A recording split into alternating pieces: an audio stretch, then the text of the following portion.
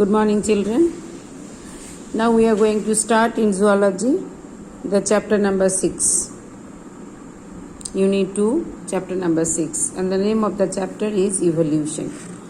So we are having a little idea about the evolution, that changes in characteristic features in an organism in due course of time is called the evolution. So that definition also you have to study.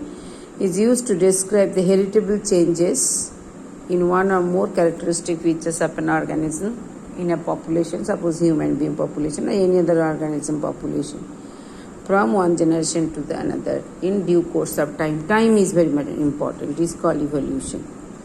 The present state of mankind on the earth is the outcome of three kinds of evolution: chemical evolution, organic evolution, and social or cultural evolution.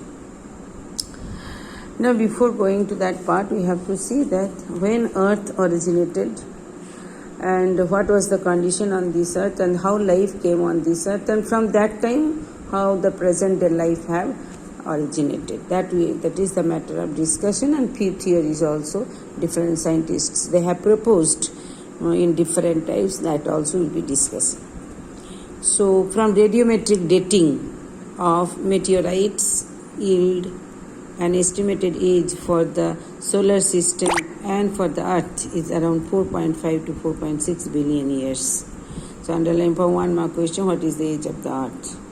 The newborn earth remained inhospitable. Inhospitable means it was not suitable for the living organisms for at least few hundred million years, because it was very hot. When earth created, the planet created, at that time it was very hot, and in that high temperature no living organism can survive. So it was inhospitable for at least few hundred million years. At first it was too hot. This is why the hot? No, this is because the collisions of the planetesimals.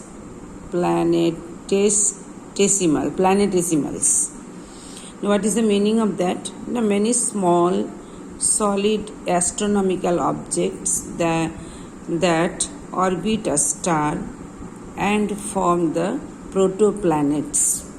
Protoplanets, miniature form of the planets. They are called the planetesimals. That coalesced to form an Earth, released much heat to melt the entire planet. So it was very hot. When the collision had taken place between the small solid objects, the large amount of heat created. So it was very hot on the surface of the earth. This eventually the outer surface of earth cooled and solidified to form the earth crust. Water vapor released from the planet's interior cooled down. Water vapor that was there in the planet's interior that came out in the form of water vapor that had become cooled and condensed to form the ocean. Hence, origin of life can be reconstructed using indirect evidences. In the meantime, biologists turned to gather disparate bits of information. Disparate means different information, different types of information biologists have collected, and they came to the conclusion that the life originated in water only. Filling them together, different types of informations, bits of information, small informations they collected, and filling them together like pieces of jigsaw puzzle. And they proposed the different theories of origin of life on this earth. Many theories have been proposed to explain the origin of life. Few have been discussed in this chapter to accept the origin of life on this earth. Now next we are going to discuss about what other theories have been proposed. Theory of spatial creation. It states that mythological theory, it is called, states that life was created by a supernatural power, respectfully referred to as God.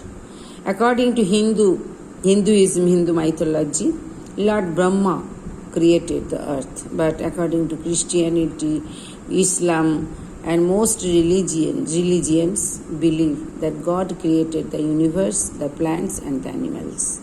According to the theory of spontaneous generation or abiogenesis, the word is saying abiogenesis means non-living substances. According to this theory, that means theory of spontaneous generation, or it is also called abiogenesis, the living organisms originated from non-living materials and occurred through stepwise chemical and molecular evolution over millions of years. It took so many years, and from the chemical and the molecular evolution had taken place of the non-living substances, from the living organisms have developed. Thomas Huxley coined the term abiogenesis. Now next one, the third theory, it is called Big Bang theory, which is mostly accepted theory, explains the origin of universe as a singular huge explosion in physical terms. The primitive earth had no proper atmosphere but consisted of ammonia, methane, hydrogen and water vapor. The temperature of the earth was extremely high. UV ray used to come from the sunlight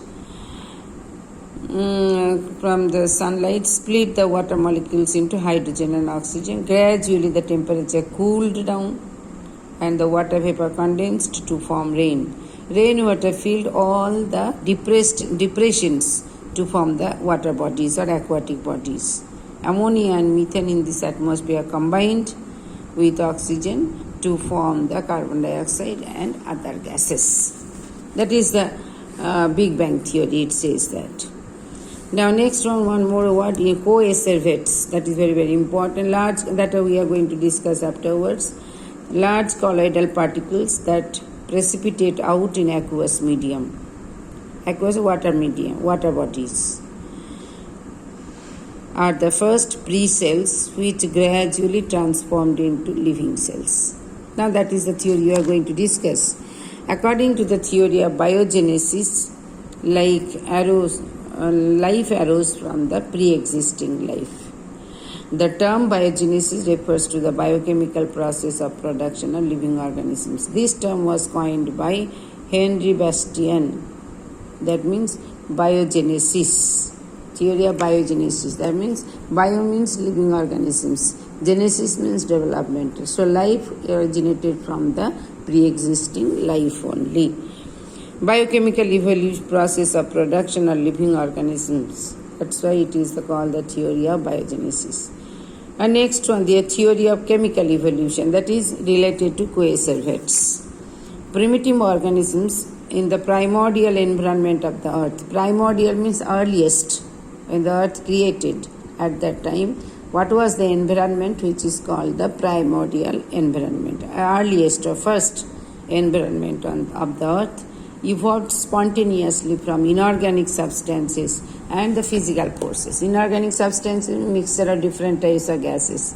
And physical force means thundering was the lightning used to happen, UV rays used to come from sun. All these are considered physical force, volcanic activities, etc. Oparin suggested that the organic compounds could have undergone a series of reactions, chemical reactions, leading to more complex molecules. He proposed that the molecules formed colloidal aggregates. Colloidal aggregates are coacervates in an aqueous environment. Colloidal substances, colloidal molecules. These coacervates were able to absorb and assimilate organic compounds from the environment.